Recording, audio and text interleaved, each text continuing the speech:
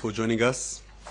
We'll hear statements by the Minister of Foreign Affairs, Gideon, and Serbia, Minister of Foreign Affairs, Marko, Đurić.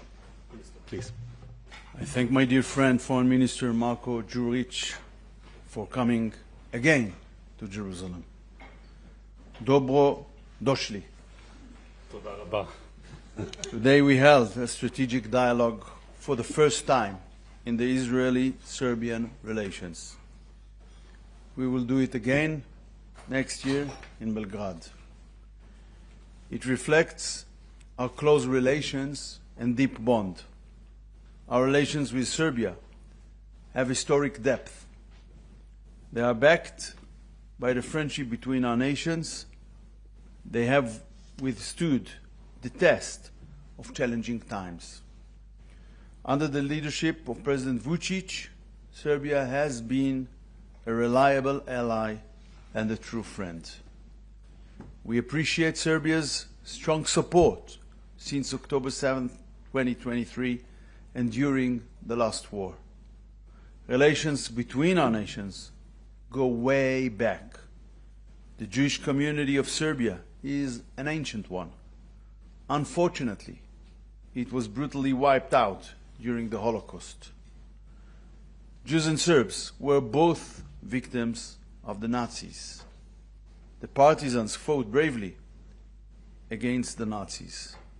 They reflect the incredible Serbian spirit, proud and bold. Israel is a country that has demonstrated great resilience time and again since we restored our independence in our historic homeland, the land of King David and the Maccabees. During the last decades, our states have built close relations. Yet, over the past year, these relations entered a new phase. And I thank you, Marko, because both of us took this mission upon ourselves. We are negotiating a free trade agreement. Our Joint Economic Committee will soon meet. We'll soon send permanent economic representation to Belgrade. Tomorrow, we will launch the Israel-Serbia Chamber of Commerce. We want to strengthen our cooperation in the fields of defense, economy, tourism, agriculture, and beyond. Dear Minister, in our strategic dialogue, we discuss the threat of the Iranian regime and its terror proxy in Lebanon, Hezbollah. The remarkable and troubling fact is that Hezbollah dragged Lebanon into an Iranian war against its own interests. It did so after dragging Lebanon into Hamas's Gazan war on October 8, 2023. They did it again now. Hezbollah fired some 10,000 missiles, rockets, and drones at Israel since March 2nd. What country would allow such a threat against its citizens? This is 26 years after we withdrew from Lebanon in 2000. The Hezbollah terror state, an Iranian proxy, is de facto occupying Lebanon while trampling its sovereignty and harming its citizens. While Hezbollah violates the ceasefire and undermines its stability, it thinks it can restore the days of equations from the Nasrallah era. It ain't gonna happen. Those so-called equations have passed from the world together with Nasrallah. We'll continue dismantling Hezbollah's terror infrastructure by our border, which it built to invade our country and threaten our citizens. Israel has no territorial ambitions in Lebanon. Our presence in the areas by our northern border serves one purpose: protecting our citizens. Our objectives are clear. We won't allow Hezbollah to realize its pre-war invasion plans, which they intended to carry out on the eve of this war too. We will deny Hezbollah's ability to threaten our border communities with its anti-tank guided missiles. We aim to carry out what the Lebanese armed forces claimed to have done since the November 2024 ceasefire, which in fact they did not do. Clearing southern Lebanon of terror infrastructure, bunkers, weapons, stockpiles, and ammunition.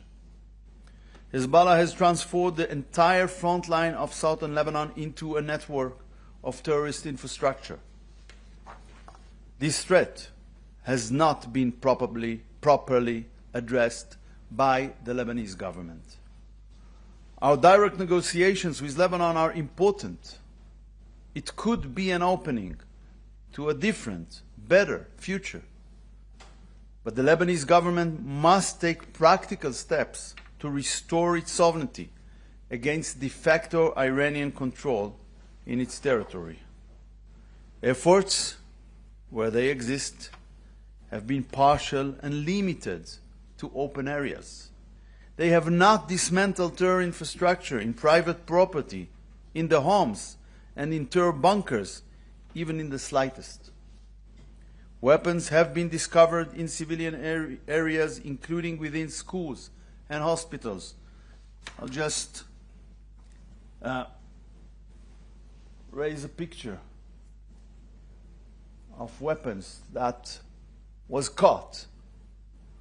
These Hezbollah weapon storages were recently discovered by the IDF in Binjbel, in southern Lebanon, just a few kilometers from our border.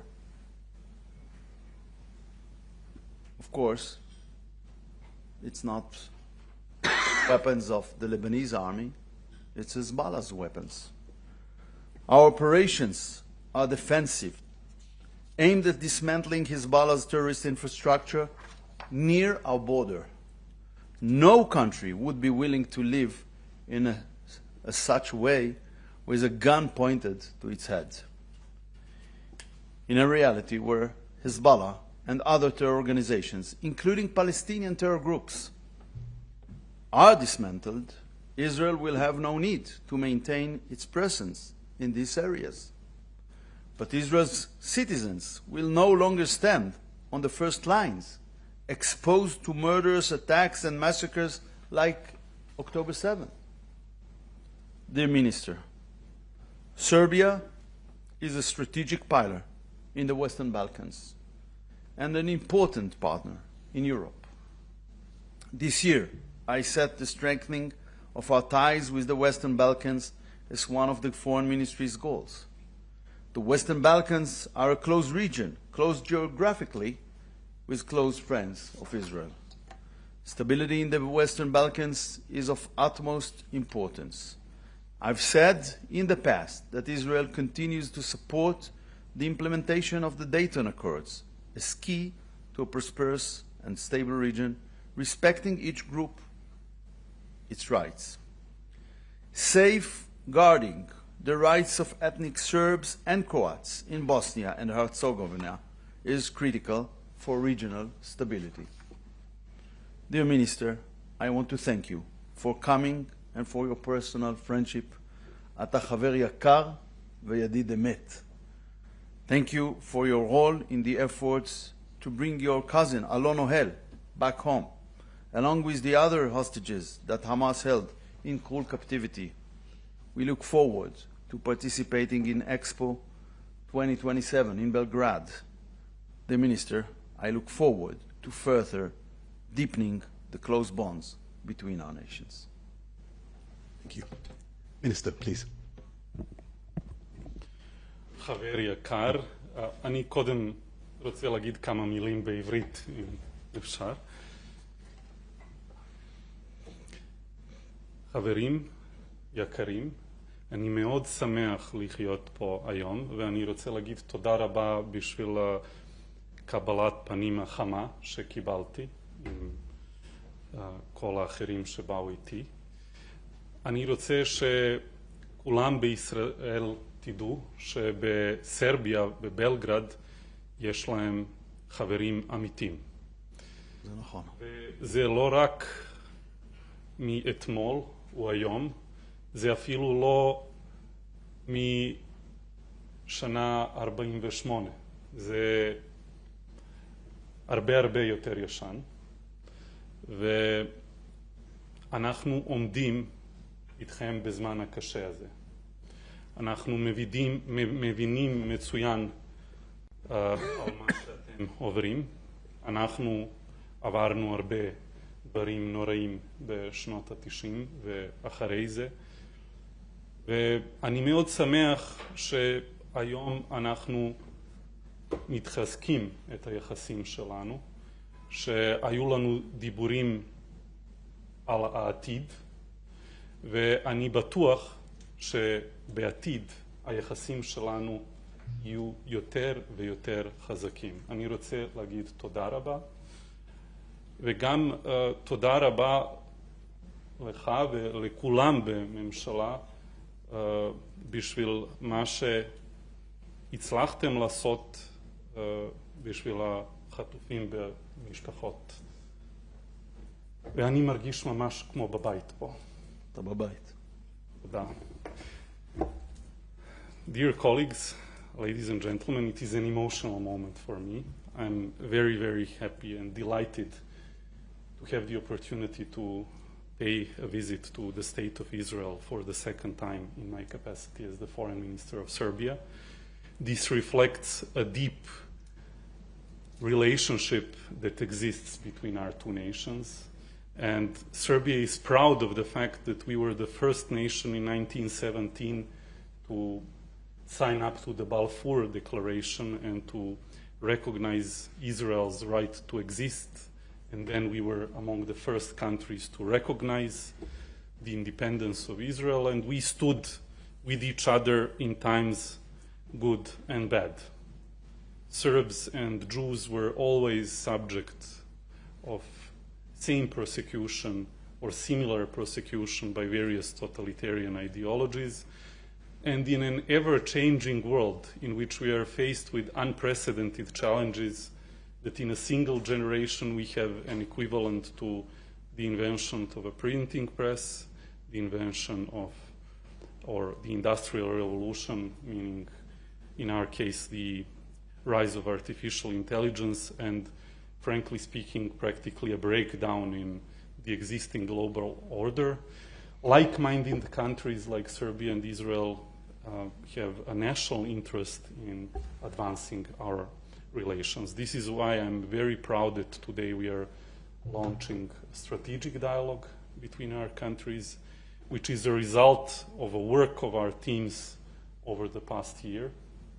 And today's discussions have been centered on a number of topics, including advancing our economic cooperation. As you mentioned, there will be an agreement, a free trade agreement, which will open widely the doors for Serbian and Israeli companies. We are grateful to Israel for participating in Expo 2027 in Belgrade, which is very important for us. And I believe that in many other spheres, our countries are beginning to stand shoulder to shoulder more and more. When I was planning my trip here, President Đurić told me that this is by far the most important task for me at the moment. And I believe that we were able today to accomplish the deepening of trust and deepening of cooperation to the benefit of both of our nations. So I thank you for that. I also use the opportunity to brief and inform our dear guests about the ongoing situation in the Balkans. You are the guests. Yeah, we are the Freudian mistake. He feels at home. This is a proof. This is a proof. Okay, now we have a viral moment.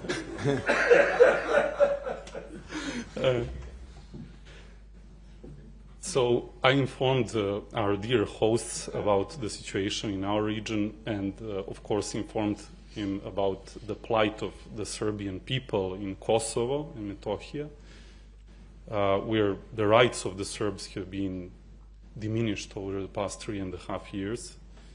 But I also informed him about the fact that Serbia is the pillar of stability in our region, which approaches all global and regional issues with the aim to foster stability, respect for international public law, stabilization, and in general a sense of normalcy in this increasingly crazy world. With this type of mentality, both Serbia and Israel stand to accomplish a lot. And once again, I thank you for your friendship, for our wonderful cooperation. I'm looking forward to welcoming you in Belgrade, and wish all the people of Israel all the best a couple of days after the Yom HaAtzmaut. Thank you, Marko. Thank you so much. Thank you. Foreign ministers, we have short time for a few questions. Yes, please. Thank you, ministers. תן שתי שאלות ונחתוך, כי הוא מאחר לרועם. אוקיי. Please, the question is here. Thank you, Ministers. Dan Williams from Bloomberg. Minister Saar, the Ukrainian President Zelensky said on X some 3 hours ago that Israel is essentially purchasing stolen goods, given what he described as the docking of a Russian ship carrying wheat taken from occupied Ukraine. Fairly serious allegations in a very public forum. What is your response, please?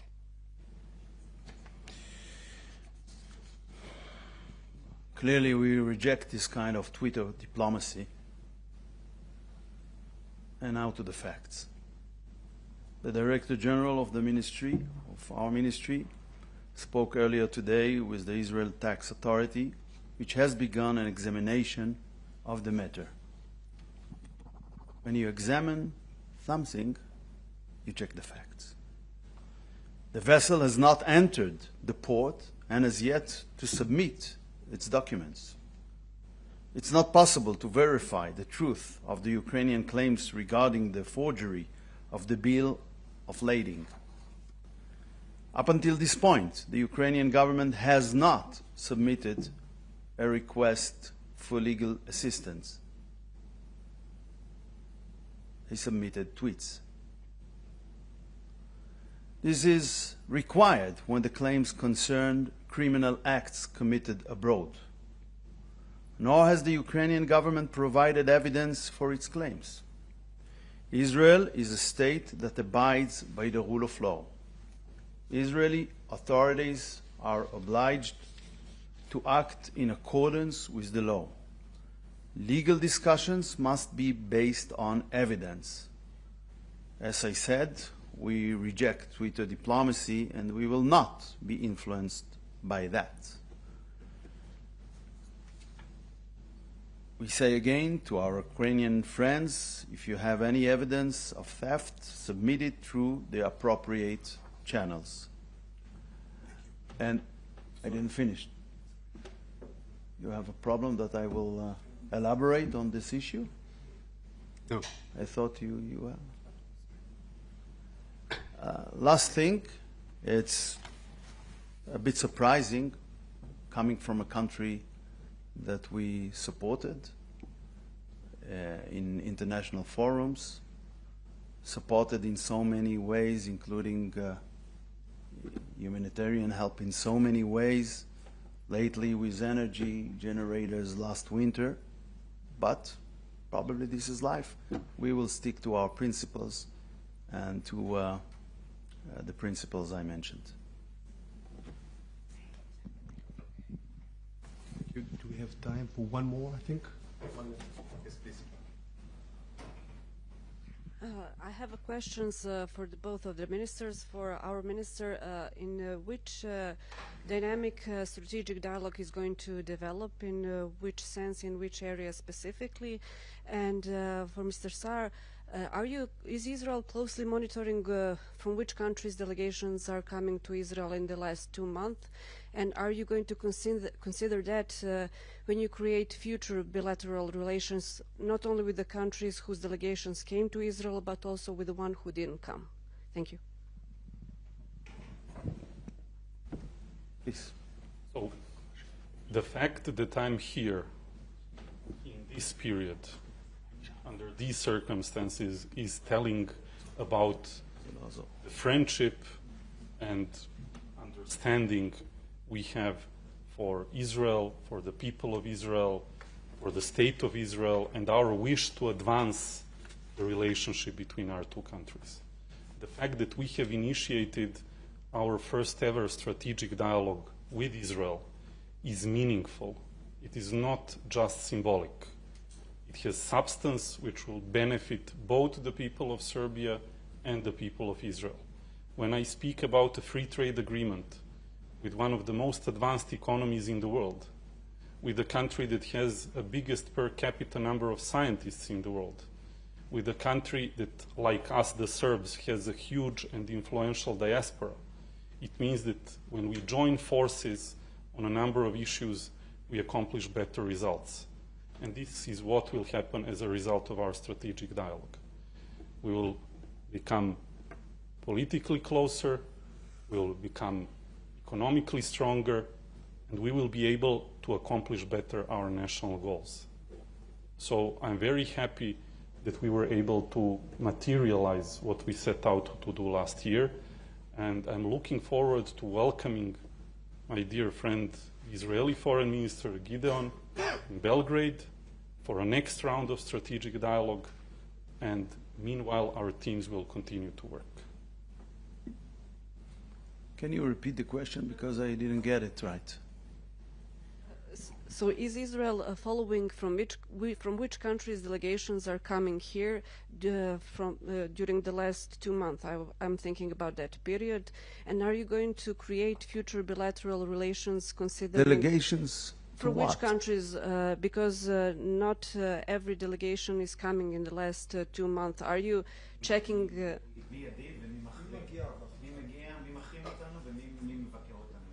We have a lot of visits, mainly by friendly countries like Germany, like Czech Republic, like Estonia, like Serbia, and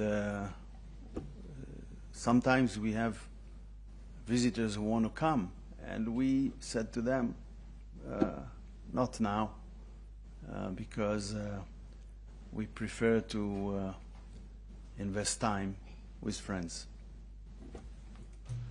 Thank you. This press conference is now over. Thank you. Thank you. התייחסתי בהרחבה ללבנון יותר מאשר לכל נושא אחר.